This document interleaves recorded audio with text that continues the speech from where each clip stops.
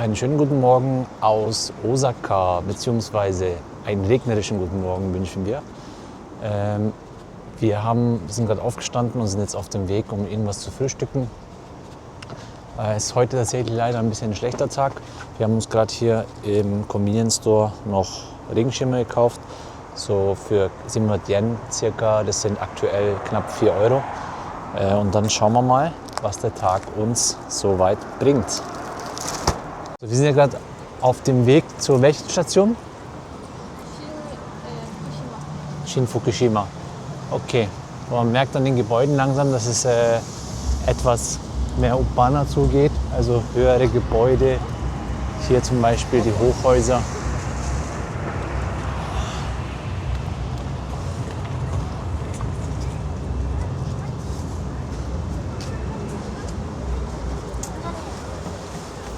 Japanische McDonald's.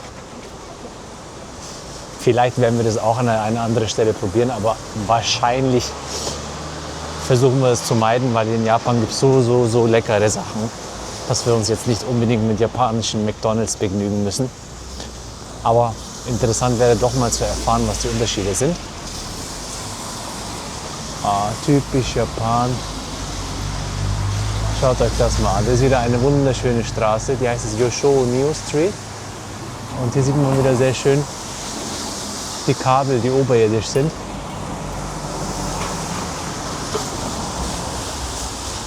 Wow, was für ein großer Kran mitten auf der Straße. Das ist eine Art Bohrgerät, was hier wirklich Tiefbau ist. Schaut euch mal den Bohrkopf an, Wahnsinn.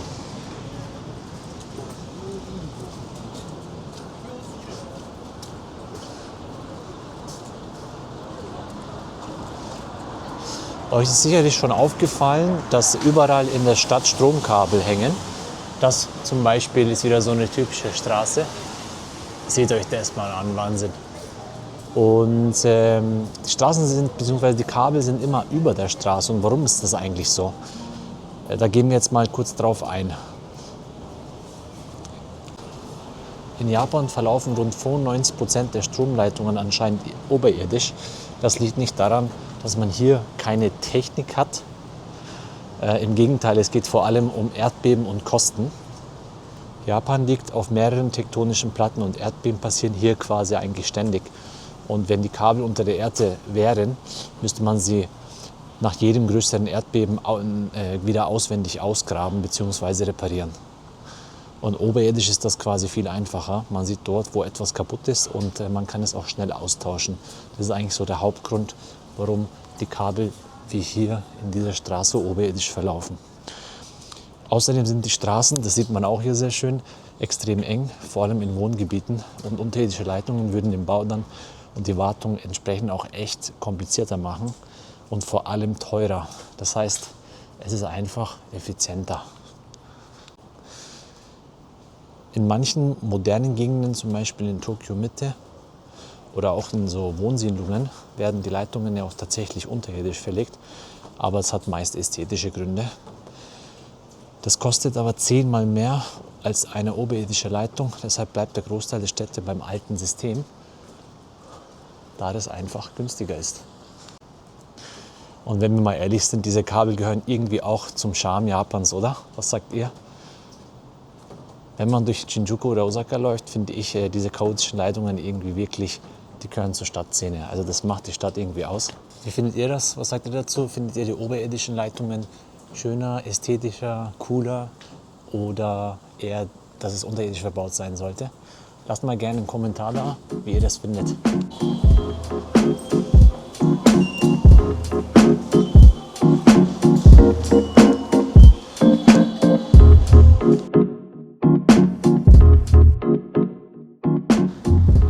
Wir sind jetzt an unserer ersten Destination angekommen, das Fujita Museum. Bei schlechtem Wetter sind Museen natürlich und alles, was unterirdisch sind oder ist, interessant. Wow, schaut euch das mal an.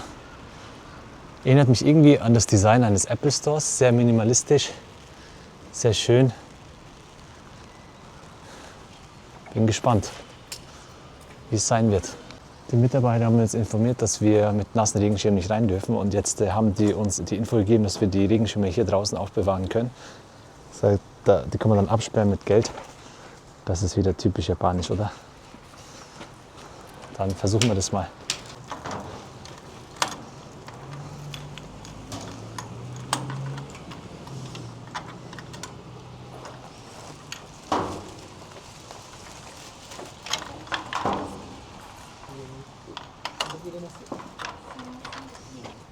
That's it. Wow, was für eine schöne Location. Das Design ist wirklich sehr schön minimalistisch. So you cannot this inside. Okay, Okay. no So problem. could you But please- here outside is fine. Yeah, outside Here. is okay, but Okay, inside not museum. Okay, so Got please it. put it in your bag. Okay, thank you very much. Pictures. Yeah, yeah, smartphone is okay. So please Okay. place there. Okay.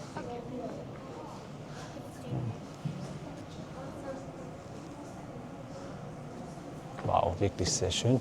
Wie ihr gerade gehört habt, dürft man im Museum selber keine Aufnahmen machen. Aber Smartphone ist erlaubt. Vielleicht können wir da eine oder andere Aufnahme für euch mitmachen. Ansonsten hier in dem Bereich ist es möglich. Das ist wirklich sehr schön. Ich denke mal, wir werden uns später hier noch mal ein Getränk gönnen. Wahnsinn.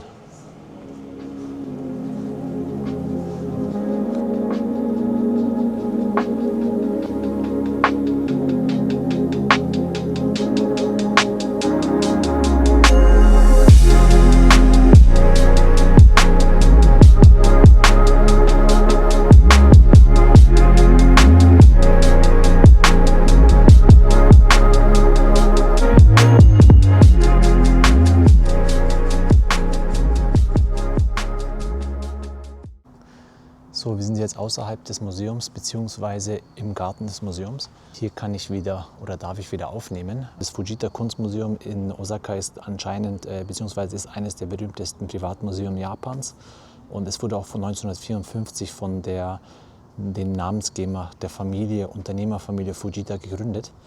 Und die haben über Generationen hinweg anscheinend über 2000 Kunstwerke aufbewahrt bzw. gesammelt. Und diese sind hier in diesem Kunstmuseum zu finden.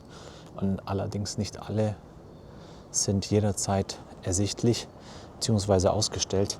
Wir sind jetzt wegen einer bestimmten Teeschale hier gekommen. Und zwar die berühmte, legendäre Teeschale, die heißt Yuhen Tenmoku. Ich blende dann gleich mal ein paar Bildaufnahmen ein. Die Teeschale, habe ich erfahren, ist leider nicht ausgestellt aktuell. Und nachdem wir bei den Mitarbeitern nachgefragt haben, wurde uns mitgeteilt, dass die Teeschale nur in den Monaten April, Mai, Juni ausgestellt ist. Also falls ihr mal im April, Mai, Juni hier seid und ein regnerischer Tag ist oder euch langweilig ist, könnt ihr euch gerne das Museum anschauen, weil das Highlight der Teeschale ist hier zu finden. So im Garten, wie ihr seht, ist es so sehr entspannt. Also ich weiß nicht, ob die Atmosphäre da gerade rüberkommt, aber es ist so entspannend und ruhig. Schaut euch das mal an. Ich höre Vogelgezwitscher. Ganz im Hintergrund höre ich dann auch mal jetzt ein. Also wir haben jetzt durch. Im Museum ist direkt eine Art Café oder Teehaus angeschlossen. Da werden wir jetzt reingehen und uns mal was Leckeres gönnen. Bin gespannt, wie das schmeckt.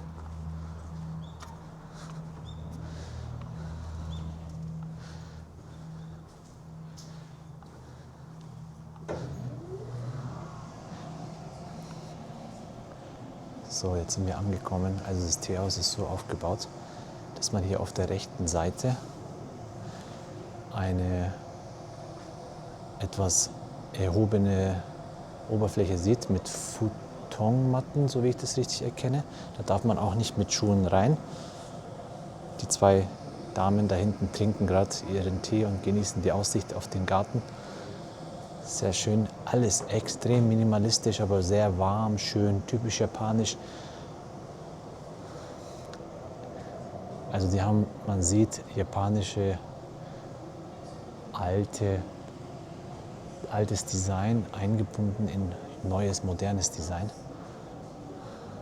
Hier gibt es dann so Sitzmöglichkeiten, nicht allzu viele Tische, so ein bisschen entspannend, wie ihr merkt.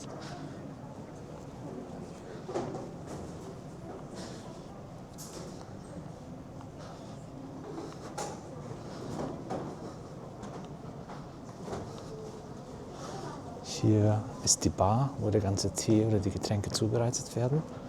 Und hier kann man auch noch mal gibt es nochmal ein paar Sitzmöglichkeiten. Auch sehr entspannend aufgebaut. Wow, also mir gefällt das. Wir werden uns da immer was zum Trinken bestellen. Ich hoffe, der schmeckt, aber da mache ich mir eigentlich keine Sorgen. Das Design erinnert mich irgendwie, das habe ich vorhin, glaube ich, schon mal gesagt, an einen Apple Store. Nur auf Japanisch.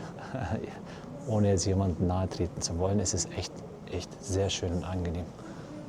Cool. So, wir werden jetzt was bestellen. Jetzt hören wir mal der Dame zu. Was willst du? Ich weiß noch nicht. Was gibt's denn? Es gibt Loose Leaf Sencha Tea, Roasted Also Bencha Nummer 3 ist es der und normale Powered Matcha. Matcha. Ich nehme normale Matcha. Okay. Yes. One number 2? Number 3, sorry. Yes. And one number 2. あ、OK。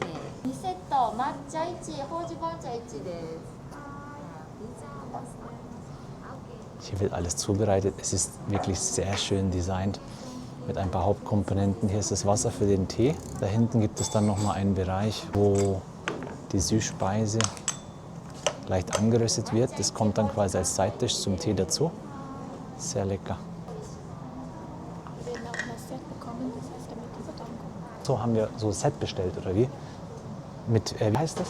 Wie heißt diese Süßspeise? Danko. Also so ein Klebreis-Dings. Also Klebreis. Die werden geröstet quasi und dann so eine Bohnenpaste drauf gemacht, so eine süße. Ah, okay, jeweils unterschiedlich. Also eine ist dann quasi geröstet und der andere ist nicht geröstet, aber mit Bohnenpaste, wie ihr seht. Hier wird das Ganze geröstet an einem Grill. Es riecht auch sehr angenehm, ehrlich gesagt. Hier gibt es dann nochmal ein paar Vorbereitutensilien für den Tee. Sehr schön. Ja, und noch eine Besonderheit, es ist hier bei jeder Teeschale ist es besonders handgemacht und jeder einzige Stückwerk ist von der Künstler auch mal handgemacht. Ach so, okay, das habe ich auch Sehr nicht gewusst. Besonderes. Das heißt, es sind immer Einzelstücke, oder wie? Genau. Wahnsinn. Also für euch nochmal, solche Teeschalen sind immer Einzelstücke. Deswegen sind sie auch so kostbar.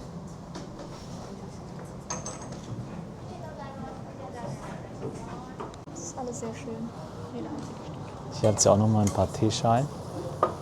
Handgemacht, wirklich sehr schön. Schaut euch das mal an. Wahnsinn, einfach wunderschön. So, jetzt haben wir unsere beiden Teesets erhalten. Ich habe jetzt einmal Matcha-Tee bestellt, traditionellen, und dann im Set quasi mit diesem Reisbällchen. Wie war der Name nochmal? Danko. Ihr habt es gehört. Ich hoffe, ihr sprecht das halbwegs korrekt aus. Und was hast du nochmal bestellt? Ich habe die so Roasted Tea. Okay, so ein gerösteter, Genau. grüner Tee. Genau. Okay, sehr schön. Den gleichen in Süßweiß. Ich würde sagen, lass es dort hinten. Einfach dort mit der schönen View mit. Okay, gerne. Dann müssen wir jetzt aber die Schuhe ausziehen. Okay, auch kein Problem. Dann machen wir das mal. Ich versuche das jetzt mal hier einmal die Schuhe auszuziehen in Kombination mit der Kamera und des Sets. Ich hoffe, der fällt nicht runter.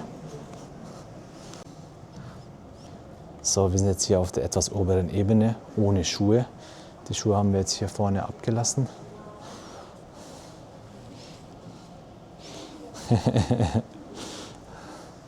Dann setzen wir uns mal hier vor das Fenster mit Ausblick auf den Garten. Diese Atmosphäre hier drin, das könnt ihr euch irgendwie nicht vorstellen. Es ist einfach angenehm. Ich bin mir sicher, dass es noch viel traditionellere und entspanntere Tierhäuser gibt. Aber dieses Design, diese Entspanntheit, das gefällt mir einfach. Das schaut doch minimalistisch elegant aus.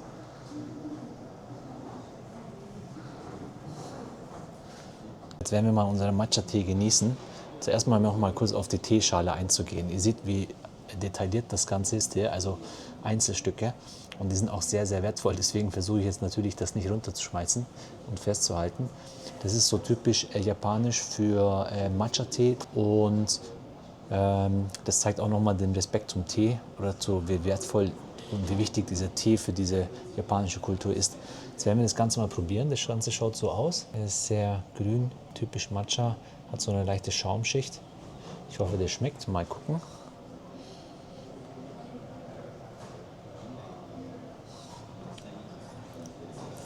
Lecker, ja, sehr lecker. Also der Tee, der schmeckt wirklich sehr gut. Intensiv Matcha, sehr stark finde ich. Ich habe in Deutschland auch schon ein paar Mal Matcha-Tee getrunken, aber das war eher ein bisschen leichter. Und ich merke auch hier, dass die entweder mehr Matcha verwenden oder der Matcha-Tee einfach qualitativ hochwertig ist, was natürlich sein kann. Aber sehr lecker, gefällt mir. So, und jetzt probieren wir auch mal unsere Gankos. Ich hoffe, ich spreche das auch richtig aus. Jetzt gibt es in 2 Varianten. Wir haben das ja als Set bestellt.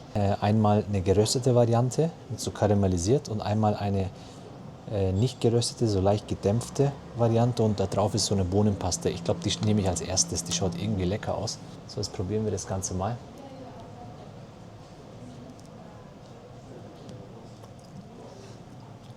Okay. Also die Ganko selber, die schmeckt eher leicht, bisschen glibberig. Die Röstaromen sind auch auf jeden Fall da. Sehr lecker, das gefällt mir.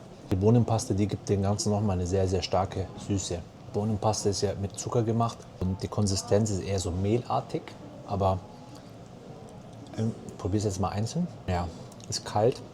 In Kombination mit diesen Gonkos, die noch warm sind, und die kalte Bohnenpaste passt irgendwie hervorragend. Sehr, sehr cool. Dann probiere ich das Ganze mal mit der Variante ohne Bohnenpaste, aber geröstet, karamellisiert.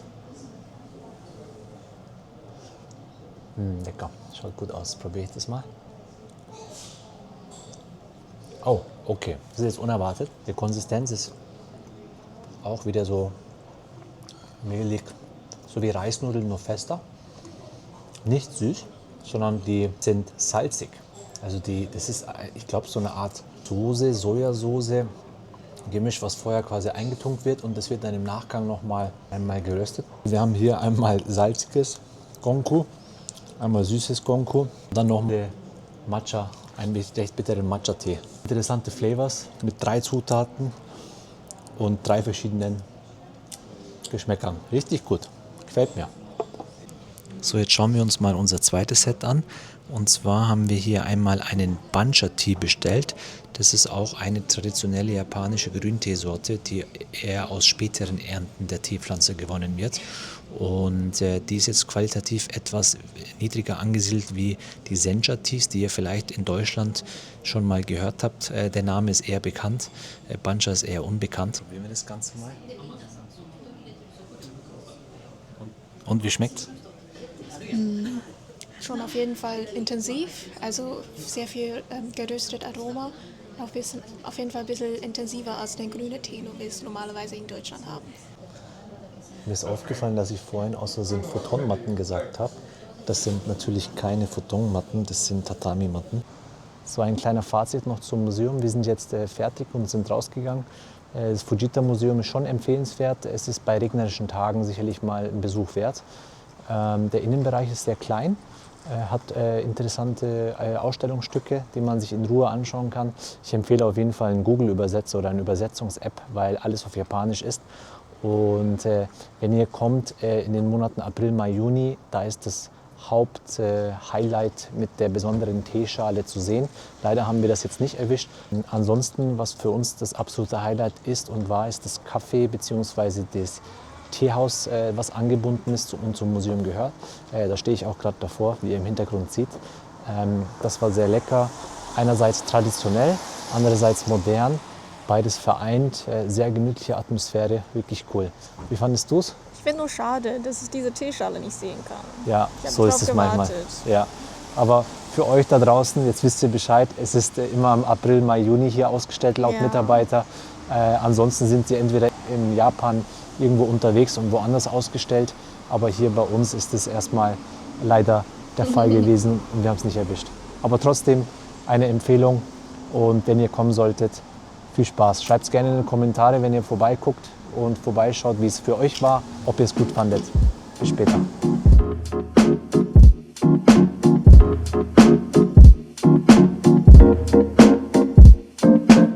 Wir sind jetzt auf dem Weg Richtung Dotonbori, das pulsierende Herz von Osaka. Ich bin sehr gespannt, was uns da erwartet. Hier in dem Museum war es eher entspannt, ruhig, und das Viertel war auch sehr ruhig. Aber Dotonbori ist ja bekannt dafür, dass es da etwas wilder zugeht.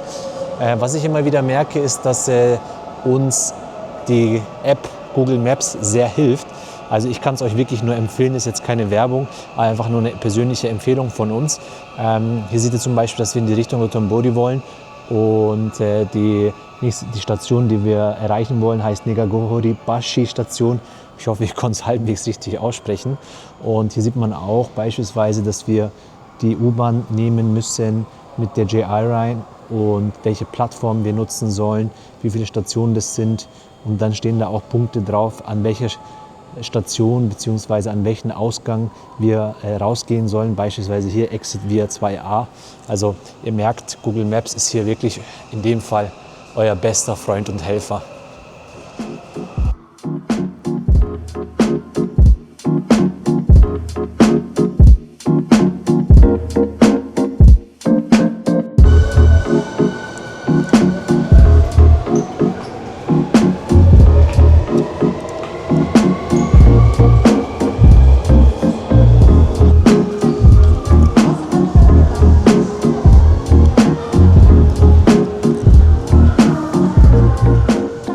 In den U-Bahnen muss man ja bei den Eingängen immer eine Fahrkarte angeben bzw. chippen. Also es gibt einmal die Möglichkeit mit einer IC-Karte hier. Da hält man die hin und dann geht eben die Schleuse auf. Und dann gibt es einmal die Option mit einer manuellen Karte, eine klassische, die man erwirbt und dann hier durchschleust. Und was es mittlerweile auch gibt, richtig cool, sind diese Zugänge. Das sind die sogenannten Face Scans. Also hier gibt es eine Face Recognition und da läuft man quasi hier ein. Jetzt zeigt er bei mir natürlich rot, weil er mein Gesicht nicht erkennt. Aber wenn man registriert ist in Japan, kann man einfach durchlaufen. Die Gesichtserkennung läuft und alles andere wird dann vom Konto abgebucht. Also welcome in der Zukunft. Das ist Japan. Schau mal hier. Wo? Hier. Minions. Was ist das schon wieder? Wahnsinn. Sind wir gerade am Ausgang von der U-Bahn und sehen jetzt hier wieder so einen Automaten. Das ist wieder so typisch Japan. Da gibt es irgendwie alles Mögliche. Hello Kitty. Ich kenne mich da jetzt nicht so gut aus, Super aber die Minions Mario. kenne ich. Sterne und Madoka-chan hier. Ja, Wahnsinn. Alles Mögliche hier wieder. Doraemon. Das ist wieder typisch Japan. Und ich sehe gerade hier nebenan, das ist auch interessant. Man kann ja anscheinend Regenschirme mieten. Es läuft dann so, dass man QR-Code scannt, dann hier die Zahlung durchführt, geht dann anscheinend über Visa-Card, Kreditkarte und ein paar andere Zahlungsmöglichkeiten. Das sieht man dann hier raus und wahrscheinlich an einer anderen Stelle, an einer U-Bahn, kann man es dann wieder einklicken und zurückgeben. Auch ein cooler Fakt. Also manchmal gibt es hier wirklich wieder pragmatische Lösungen. Richtig cool.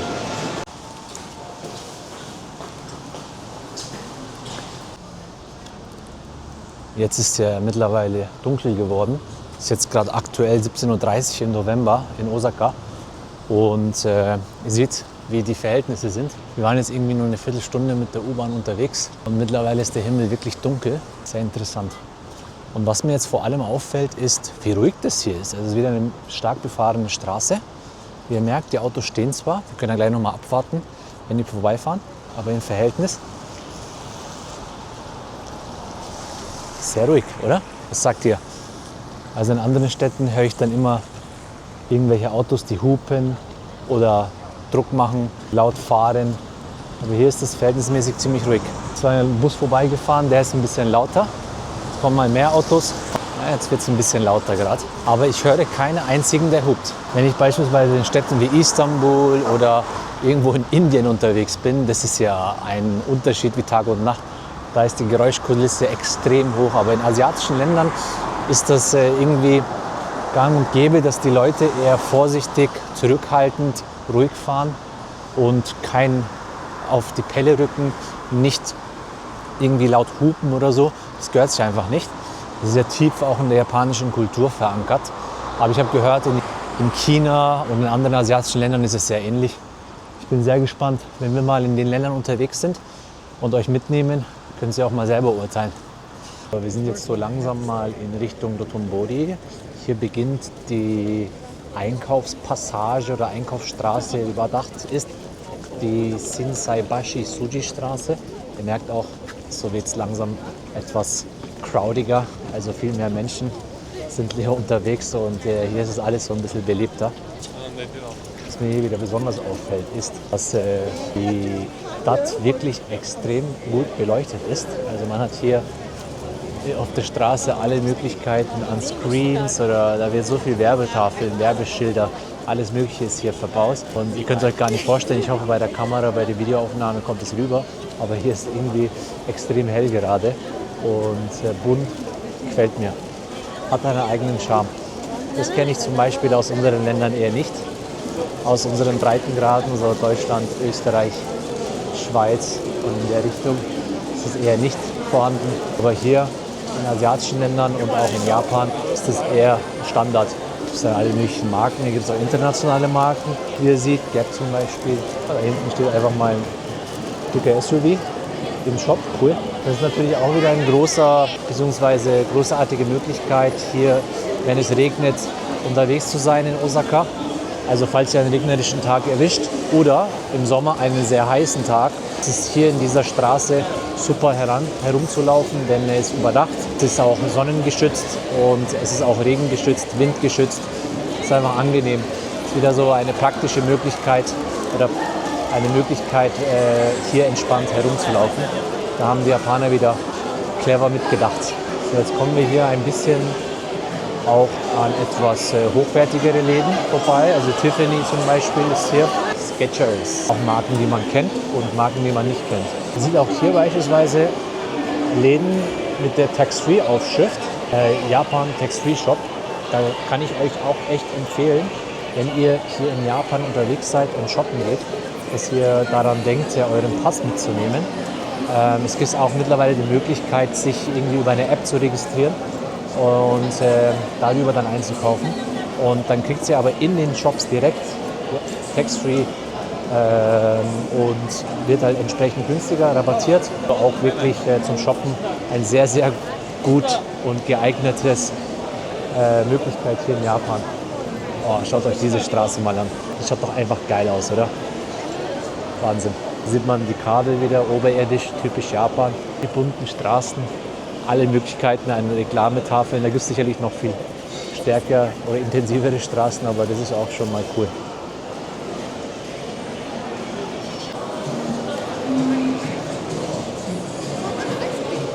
Ah, Matcha-Eis. okay. Schauen wir mal, wie das aussieht. Das schaut irgendwie interessant Viele aus. Leute in Schlange drehen. Ja, ist ja wieder typisch Japan, ne? Aber es geht ja schnell. Ist das ein Softeis oder was ist das genau? So ein Spaghetti-Eis-Ding. Okay, schauen wir mal. Schaut ja interessant aus. Ja, ist voll cool. Irgendwie ein cooler Shop. Schauen wir, da ist erstmal so ein Matcha Softeis und dann kommt wieder nochmal so ein Spaghetti Matcha Eis drauf. Und da drauf kommt dann noch so eine Art So ein Azuki-Bohne. Azuki-Bohne. Genau. So eine Bohne mit, also süße Ja, so Bohne süße, quasi. genau. Okay, sehr cool. Ah ja, das heißt, der bereitet die quasi vor. Das ist auch wieder Matcha Eis, Softcream. Die werden dann hier drauf gesetzt. Und dann etwa runtergepresst. Und dann quasi auf das Eis gepresst. Ach, nice. Schaut lecker aus. Ja.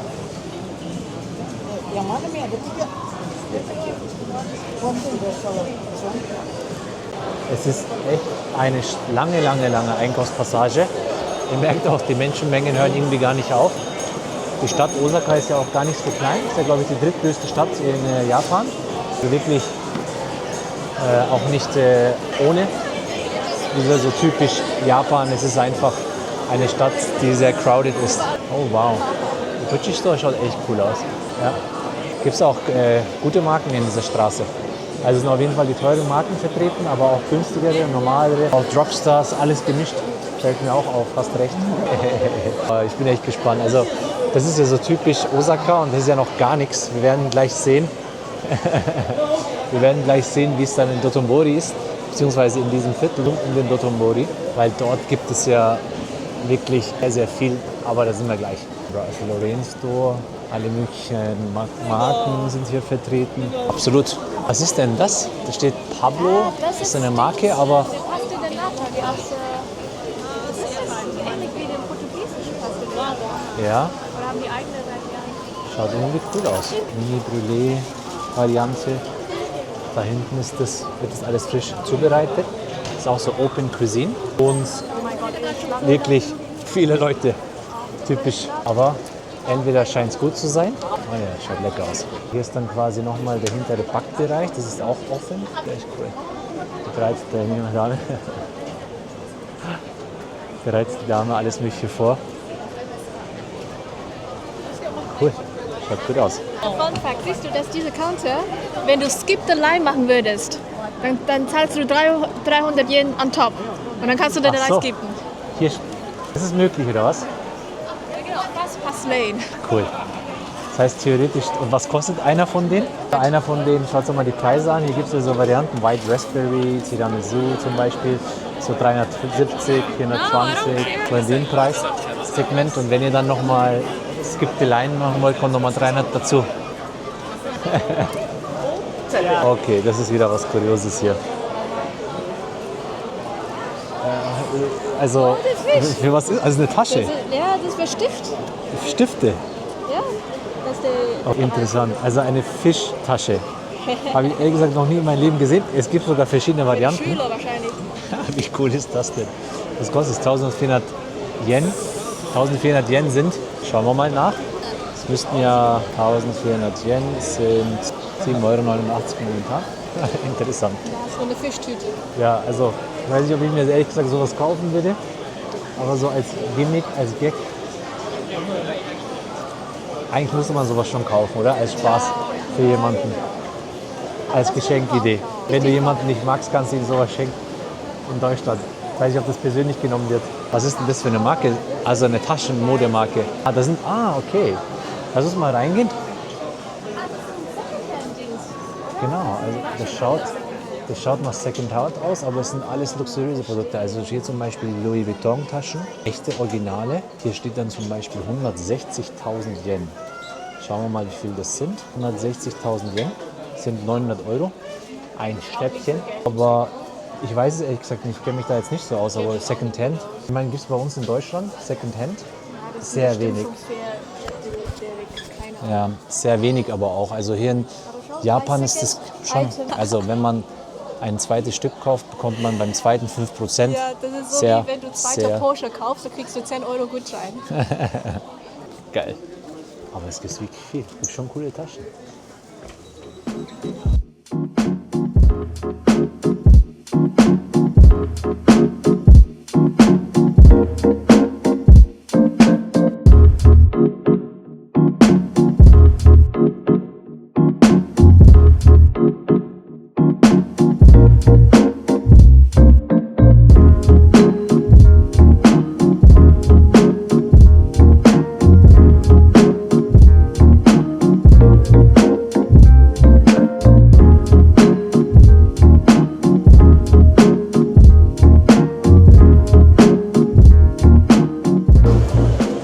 Schatz, ich hätte echt Hunger langsam.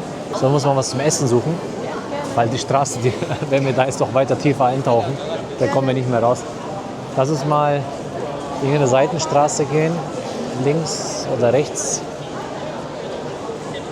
Da gibt es noch bestimmte Restaurants. Oder im schlimmsten Fall gehen wir in eine 7-Eleven oder sowas. Family Mart. Rechts? Let's go. Schauen wir mal, was es hier alles so zu essen gibt. Da steht schon mal Nico Don. Don heißt ja Reis.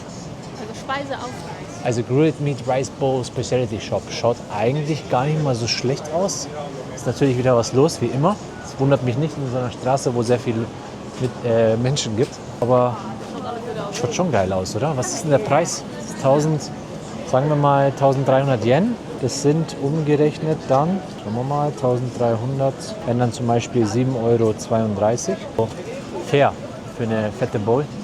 Schauen wir mal weiter, aber das klingt schon mal ganz gut. Gleich der nächste Laden.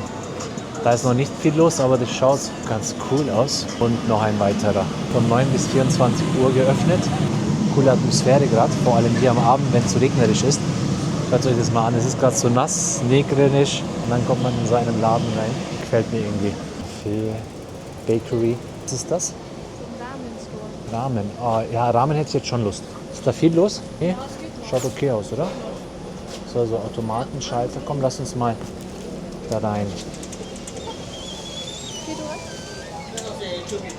Yes, please. Also wir haben uns jetzt doch entschieden, dort nicht zu essen, weil mir die Atmosphäre oder uns die Atmosphäre gerade nicht so gefallen hat. Irgendwie war da auch so ein komischer Duft in dem Raum. Deswegen sollte man auch bei sowas immer aufs Bauchgefühl hören.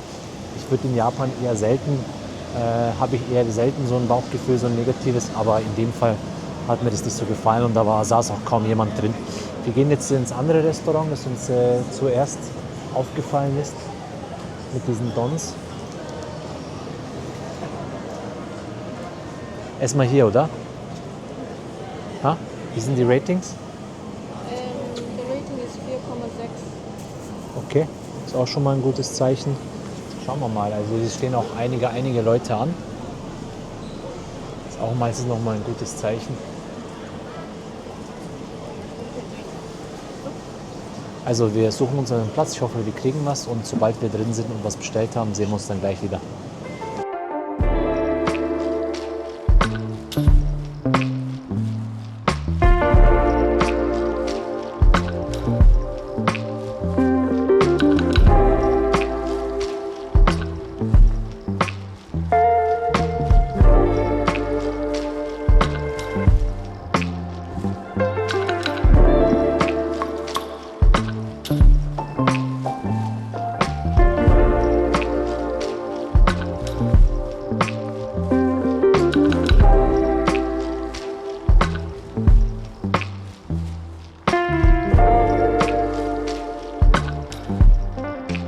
Jetzt probiere ich das mal. Ich habe mittlerweile auch wirklich Hunger. Bin jetzt gespannt, wie das schmeckt. Probieren wir mal erstmal das Fleisch. Also das Fleisch ist recht zart tatsächlich. Geschmacklich echt in Ordnung. Fett ist natürlich ein Geschmacksträger. Schmeckt auch sehr gut. Ist mir aber reines Fett ist mir ein bisschen zu viel gerade. Also wir essen das Ganze jetzt mal zu Ende. Und futtern das Ganze hier mal weg und später sehen wir uns dann auf der Straße wieder Richtung Dotonbori. Da haben wir noch einen kleinen Weg vor uns und seid gespannt. Wir essen dann nämlich noch das eine oder andere Streetfood heute. Mal sehen, was uns da so anspricht, weil Osaka wird ja auch nicht umsonst die Küche Japans genannt. Also seid gespannt. Bis gleich. So, jetzt sind wir wieder unterwegs. Kleiner Fazit zum Streetfood-Laden oder zum kleinen Restaurant. War an sich sehr lecker tatsächlich. Preislich echt im Rahmen, kommt darauf an, was man bestellt, aber 7,61 € habe ich jetzt für meine japanische Beef Rice Bowl gezahlt. Und bei dir waren es wie viel? 17 Euro. 17 Euro, du hast aber auch Wagyu bestellt, ne? Ja, Genau, beim Wagyu ist natürlich alles ein bisschen teurer oder generell ein bisschen teurer gewesen, war auch hochwertiger, qualitativ, hat auch länger gebraucht bei der Vorbereitung, aber war tatsächlich sehr schmackhaft. Also alles in allem ein solides Essen, Standard, war jetzt kein absolutes Highlight, aber kein Lowlight, kann man machen, wenn man mal schnell hungrig ist. Jetzt geht es erstmal zum Streetfood weiter. So Leute, jetzt kommen wir Dotonbori immer näher und man merkt auch, die Menschenmassen werden immer mehr. Es ist ja heute Sonntagabend, ist ziemlich viel los, aber hier in diesem Stadtviertel oder an dieser Brücke, wo wir jetzt landen werden, ist ja grundsätzlich immer sehr viel los. Oh wow, schaut euch das an. Eigentlich ohne Worte. Also hier sind wir an einem Ort, wie ihr seht, was typisch Osaka widerspiegelt und Japan auch widerspiegelt.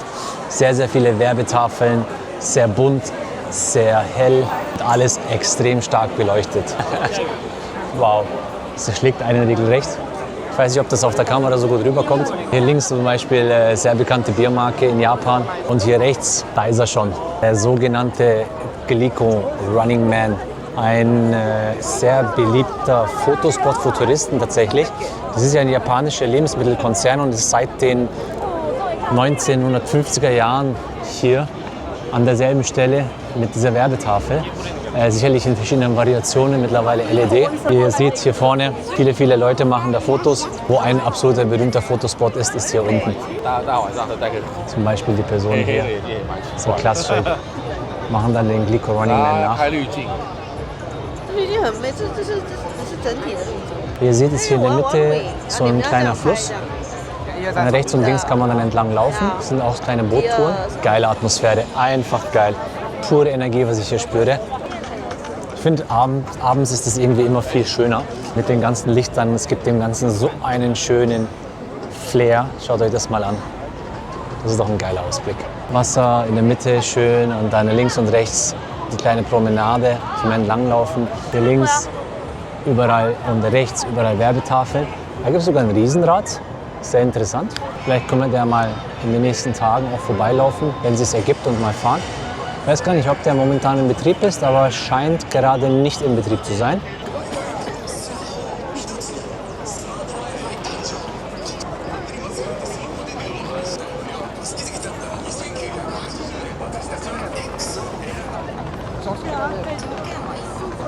Leute, genießt es. Ich ist gerade ohne Worte. Ich lasse jetzt bewusst ein bisschen laufen, dass ihr so die Atmosphäre mit catcht, ohne dass ich jetzt allzu viel rede.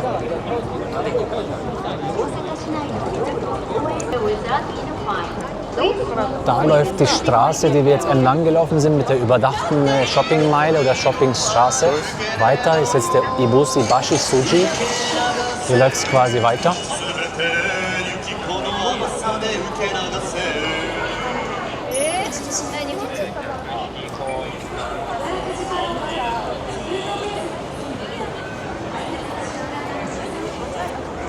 Herzlich willkommen nochmal hier in Dotonbori.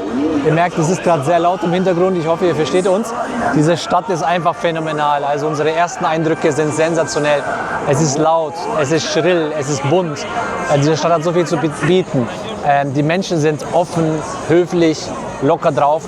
Ich habe ja viel gelesen über Japan, dass die hier eher zurückhaltender sind. Aber in Osaka finde ich bisher, habe ich das Gefühl, dass die Leute sehr locker sind. Ein anderer Charakter. Ja, also hier ist es definitiv cool. Und was mir besonders gefällt hier in Japan, beziehungsweise in Osaka, ist auch das Essen. Wir haben jetzt das eine oder andere schon probiert. Die Stadt wird ja auch als Küche Japans bezeichnet und ist auch nicht umsonst. Wir werden sicherlich in den nächsten Tagen noch das eine oder andere Streetfood oder Essen probieren. Bin sehr gespannt, was auf uns da zukommt. Seid auch gespannt. Wir werden euch natürlich mitnehmen. Bin auch gespannt. Ja, welcome. Nochmal hier in Osaka in Japan und let's go. Weiter geht's. Wir haben uns jetzt entschieden, vom Starbucks noch was zum Trinken zu holen. Grundsätzlich ist das Konzept sehr interessant, beziehungsweise auch sehr ähnlich zu uns wie in Amerika auch und wie in Deutschland ebenfalls. Und was mir aufgefallen ist, ist, dass die hier sehr stark auf die Mülltrennung achten. Auch ein cooler, interessanter Faktor. Also steht dann zum Beispiel Paper Cups, Plastic Cups, Liquids, extra für liquiden Bereich, Plastics und Paper. Und was gut ist, ist, dass ihr, wenn ihr mal Müll entsorgen möchtet, gerne den Starbucks oder auch Starbucks-Cafés nutzen könnt. Als kleiner Tipp am Rande, weil es gibt ja hier in Japan sehr, sehr viel, beziehungsweise sehr wenige Möglichkeiten, Müll zu entsorgen. Und dementsprechend könnt ihr das hier beispielsweise bei den Starbucks machen. Also kleiner Tipp am Rande, gerne den Müll hierher bringen und nicht auf die Straße werfen und nicht dort entsorgen. Also seht euch das mal an hier, dieser Blick, diese Farben, diese bunten Reklamschilder, alles. Und hier in Dotonbori auch sehr bekannt, diese großen Tiermotive über den Restaurants. Das hat auch eine schöne Geschichte, finde ich. Es dient halt hauptsächlich als Reklame, als Werbung. Und hier beispielsweise die Krabbe ist ja ein schönes Beispiel, warum das Ganze ist. Einerseits, um das Restaurant zu bewerben, logischerweise, und andererseits ist ja auch Seafood hier in Osaka extrem wichtig in der Essenskultur. Generell hier in Osaka findet man ja sehr, sehr viel zu essen. Das ist ja die Küche Japans, ich kann es nur noch einmal wiederholen. Und dementsprechend findet ihr sehr, sehr viele dieser Motive. Weiter vorne kommt die eine oder andere wahrscheinlich noch. Bin gespannt, wie das aussieht. Auf dem ein oder anderen Japan-YouTube-Video von anderen habe ich das auch schon gesehen. Und das live zu erleben, da freue ich mich drauf und euch mitzunehmen. Und da könnt ihr das auch gleich mit uns erleben. Ja.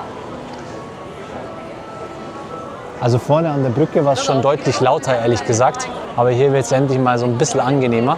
Angenehmer im Sinne von ein bisschen ruhiger. Aber jetzt fangen die eigentlichen Reklametafeln an, die Osaka auch so berühmt gemacht haben. Schaut euch das mal an hier. Beispielsweise Gyoza. Sehr gut erkennbar. Hier ein Fisch- oder Sushi-Restaurant. Eine Thunfischattrappe. Oh, da auch wieder ein, was ist das? Ein Hundekaffee, ein Eulenkaffee. Wow, was ist denn hier los? Ich weiß nicht, was ich jetzt davon halten soll. Ist jetzt auch momentan gesperrt bzw. geschlossen. Also an die Tierfreunde, ihr werdet es wahrscheinlich eher kritisch sehen, aber hier in Japan ist das tatsächlich Standard. Es gibt sehr viele solcher Cafés. Die Katzencafés kommen ja von hier. Dann gibt es Hundecafés in verschiedenen Richtungen. Es gibt sogar Pig-Cafés, also Schweinecafés, wo man Schweine streicheln kann. Und da gibt es sehr, sehr viele Varianten. Ein Oktopus, Dotonbori, Kokoro Kanamon Museum, ist sogar ein Museum anscheinend. Vielleicht hole ich mir hier einmal ein Takoyaki. Seht ihr mal, wie das zubereitet wird. Die werden jetzt erstmal auf so einer heißen Platte mit vielen runden Formen eingelassen und im Anschluss eingerollt. Ah, da sieht man das nicht schön. Ja, das schaut cool aus. Dann werden die dann noch zu Ende gebraten. Interessante Technik. Die werden wirklich eins für eins nach dem anderen reingedreht. Das ist ja eine Art Teigmantel. Innen ist auf jeden Fall sind Meeresfrüchte, also Oktopus. Dann gibt es Frühlingszwiebeln. Oh, das schaut geil aus. Vielleicht gönne ich mir später noch was. Eine Spezialität in Osaka. Also ich würde mal sagen, wir suchen uns jetzt was zum Essen. Wir probieren uns mal durch. Es gibt ja so viele Streetfood-Stände hier in dieser Straße. Das ist phänomenal. Ich weiß gar nicht, für was ich mich entscheiden soll. Schauen wir uns mal so durch, was mich hier... Also Wagyu hätte ich schon Lust. Ich hätte eigentlich eher Lust auf Kobe-Beef. Schauen wir, ob es das hier noch gibt. Schaut aber auch sehr lecker aus. Typischer Streetfood-Stand. Wir schauen mal weiter. Oh, das ist ein sehr, sehr berühmter Okonomiyaki-Laden hier in Osaka, der Chibo. Kann ich auch nur wärmstens empfehlen. Wir haben sehr, sehr viel Gutes darüber gelesen und viele Food-YouTuber haben da auch schon gegessen. Da gibt es dann auch verschiedenste Varianten. Ich zeige euch das mal kurz. Aber Okonomiyaki ist jetzt mir ein bisschen zu heftig. Das lasse ich vielleicht mal aus und wir suchen was anderes. Da gibt es sicherlich noch coole Alternativen. Hier beispielsweise sind wir wieder Kobe Beef. Also Kobe Beef klingt schon mal interessant. Aber der Stand hat mich jetzt nicht so angemacht. Hast du Lust auf was? Möchtest du was essen? Nicht? Okay, ich hätte schon Bock.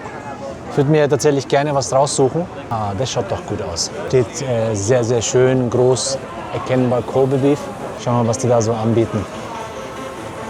Also Kobe Beef Sushi gibt es, Sushi Set.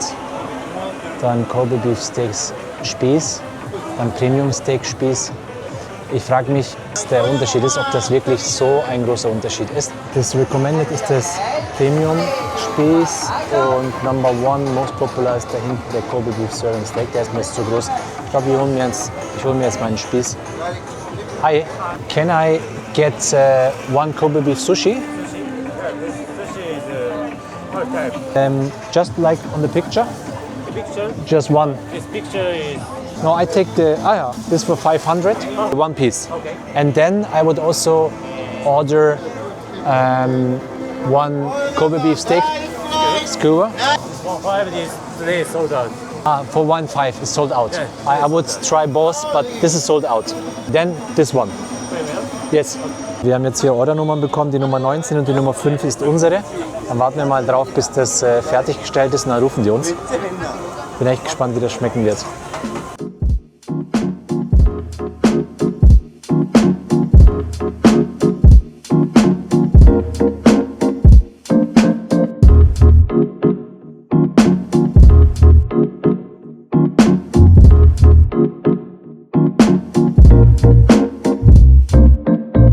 So, jetzt ist der Sushi gleich fertig. Also Kobe Beef Sushi.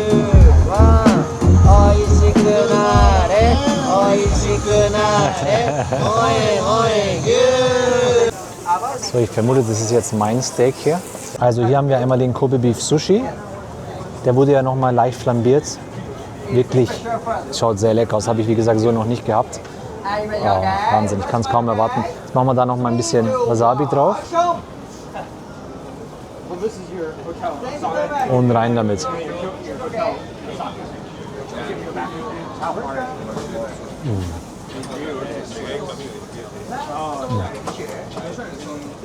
Wow. So lecker. Ich habe erwartet, dass es ein bisschen zärter ist. Also sehr zart war es jetzt nicht. Hi. Hi, What's your name? my name is Matsumoto. Okay. Nice to You are meet you. from this store. Yes. Oh, cool. So today so eating so sushi and steak skewer. Yes. So we have so two types shop, inside and outside. Okay. So steak skewer outside only menu. Okay. Yes, because so inside it's a teppanyaki restaurant, steak restaurant. Ah, got it. And so Kobe beef user parts, liver loss, sirloin, filet shut over here for that. Okay. And side only. Our winner beef, Okay. but very expensive. Yeah, that's true. Yes. That's always like Kobe beef is always expensive, Yes. but it's the quality. Yes, but so And this one, what I order it is from the quality, the premium quality. yes for premium, so it's no quality, but it's because it's Kobe beef cup parts. Ah, okay. Yes. Okay. Also Hüftfleisch, There's glaube ich, so habe ich richtig special. verstanden. Okay. Look at my Kobe beef with us. Schau mal hier. Yes. So this is sirloin in filet, Okay, filet in Chateaubriand. okay. Today's use eating so Kobe beef near the sirloin or hip.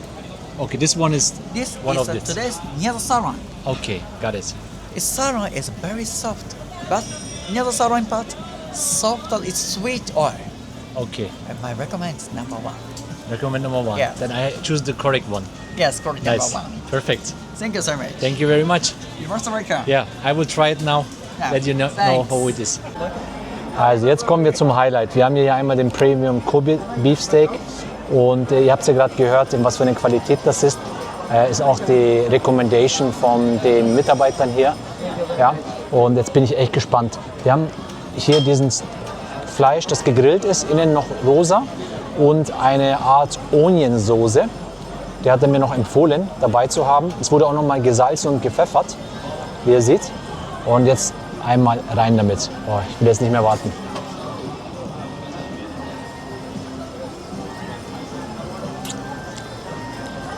Wow. Leute, ihr könnt euch gar nicht vorstellen, wie geil das ist. Es ist zart, es ist fettig, stark marmoriert, man merkt es auch, aber es vergeht oder zergeht im Mund wie Butter. Deswegen, ich habe da auch schon so viel darüber gelesen, dieses Fleisch ist aufgrund der Marmorierung eben sowas von weich. Also das zerfließt auf der Zunge regelrecht. Ich bin wirklich positiv überrascht. Jetzt probiere ich das mal mit der Soße.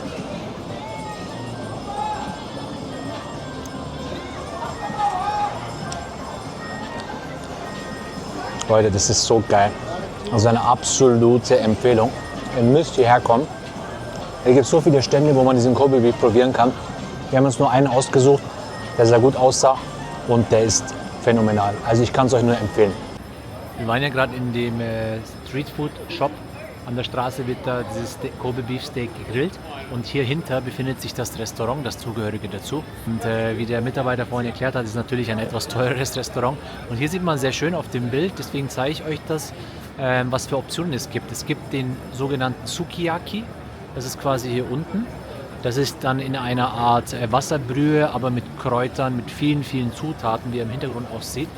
Und diese Kobe Beef Slides, die zieht man da durch, gart man entsprechend kurz und isst sie. Dann gibt es die Variante mit Shabu Shabu. Das ist die einfachere Variante vom Sukiyaki, würde ich jetzt mal so übersetzen. Da zieht man es kurz durch Wasser, gart die leicht. Und dann gibt es natürlich in groß diesen Teppan Steak. Also das wird gegrillt auf einer großen Grillplatte. Und das ist natürlich das gängige Modell oder die gängige Variante, würde ich sagen. Aber ihr seht auch hier an dem Bild, die Läden, die dieses Zeichen bzw. diesen Pokal haben, sind offiziell Läden, die so etwas auch verkaufen dürfen. Wir haben uns jetzt entschlossen, mal hinter der Haupt-Dotonbori-Meile vorbeizulaufen, am Wasserkanal entlang. Mal sehen, was es dort noch zu entdecken gibt. Das ist ein sehr, sehr interessanter Blickwinkel, finde ich.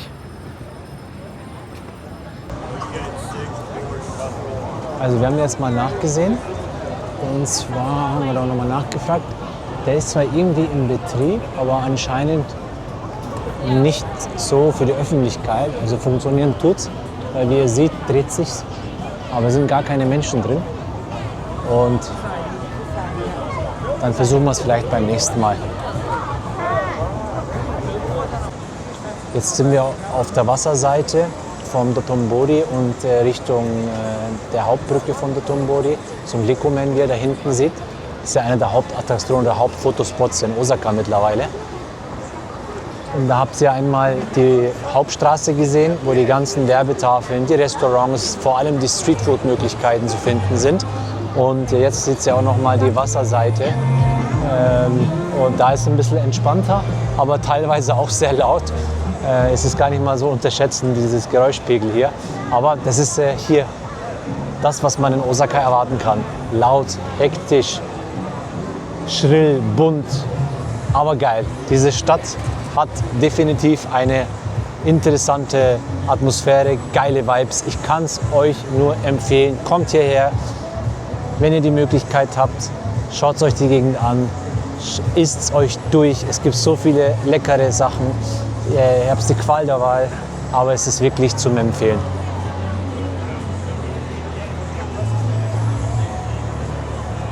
Hier an der Brücke unterhalb ist anscheinend auch so ein beliebter Treffpunkt von jungen Japanern. Wie ihr seht, alles recht junge Leute und in bestimmten Dresses teilweise. Auch Bier in der Hand und trinken Alkohol. Ich mache es jetzt mal oder versuche es mal dezent aufzunehmen. Chillen, essen, trinken.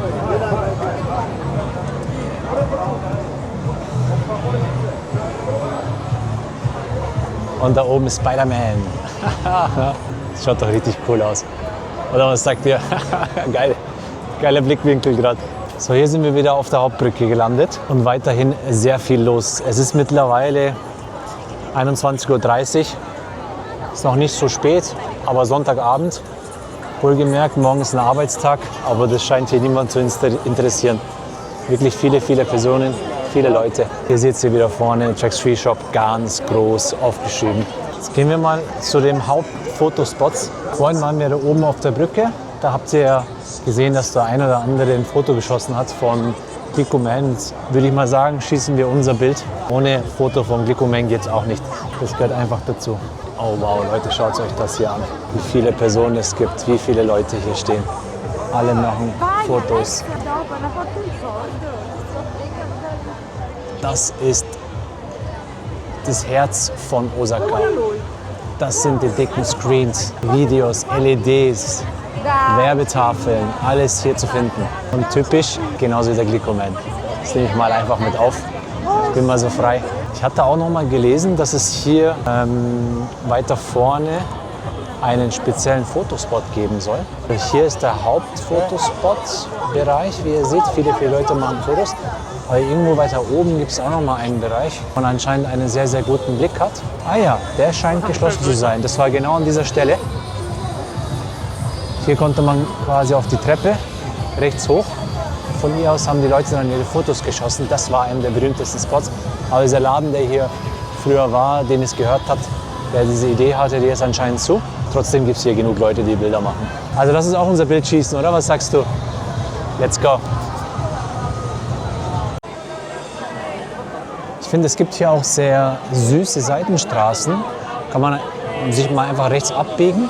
Und das ist so wie typisch Japan mit diesen ganzen oberirdischen Kabeln, wie in 95% in ganz Japan typisch ist. Da laufen wir jetzt mal entlang und mal sehen, was uns da erwartet. Da ist ja mal eine kleine süße Maus. Hat irgendwas zum Essen gefunden. Ich weiß nicht, ob ihr das erkennen könnt. Der frisst, aber hat irgendwie Angst. Keine Angst vor mir. Das ist? Eine süße Maus. Der war aber echt süß. Der war süß. So, okay. Hier ist es deutlich ruhiger, angenehmer.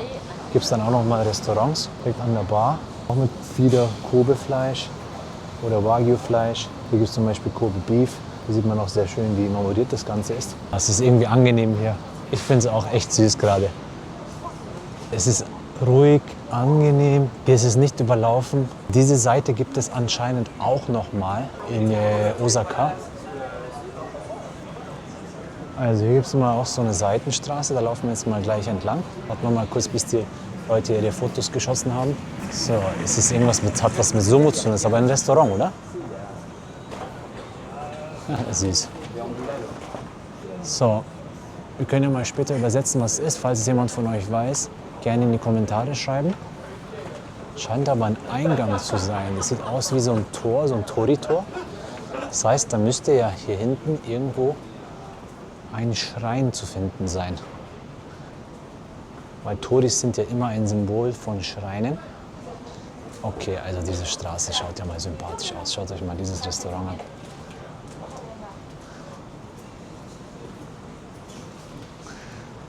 Viele kleine Restaurants.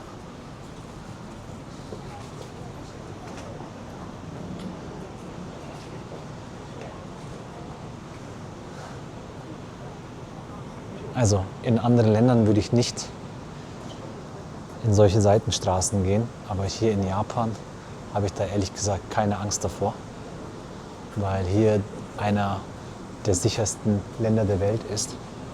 Okay, hier ist auch wieder sehr ein religiöses Symbol jetzt wieder.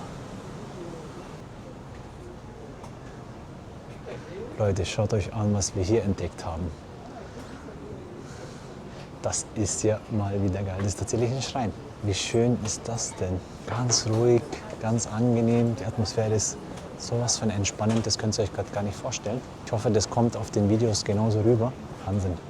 Gibt es auch eine Statue? Ah, ich glaube, das ist tatsächlich zufällig genau dieser Schrein, den ich mir auch aufgeschrieben hatte, den ich besuchen wollte.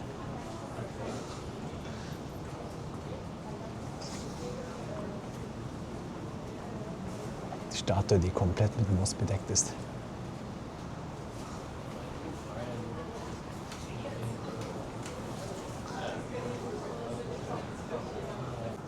Also Leute, wir sind hier im Hosenji-Tempel gelandet.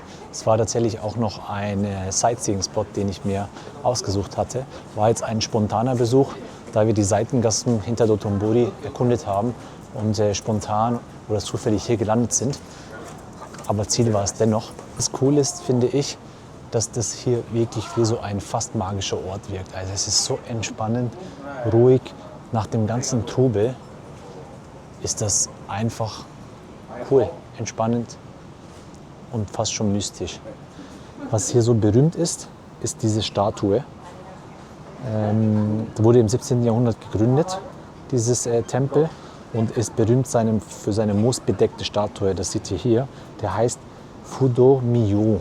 Und die Besucher kommen hierher, um Wasser über die Statue zu gießen. Ein Ritual, das Glück und Schutz bringen soll. Das ist die besagte Statue. Wie ihr seht, ist sie komplett mit Moos bedeckt. Hier fordere auch noch mal 2, 3 Personen, die da genau auf diese Art und Weise Wasser drauf schütten, über Jahrhunderte hinweg. Und irgendwann hat sich das mit Moos so bedeckt und wird immer wieder nachgegossen. Und das soll Glück bringen. Wirklich interessant. Ich finde besonders abends das hier irgendwie sehr schön, wenn die Laternen leuchten und wenn man die Gassen drumherum sieht. Es irgendwie, fühlt sich an wie in eine andere Zeit, als ob man kurz von diesem Shopping-Trip bei Dotonbori, diese ganze laute Action etc. mal wegkommt und sich hier so ein bisschen eintaucht.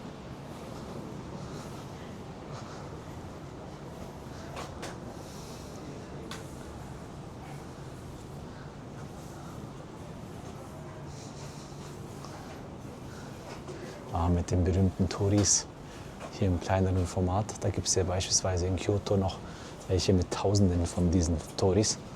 Aber das sieht doch einfach schön aus, oder? Was sagt ihr?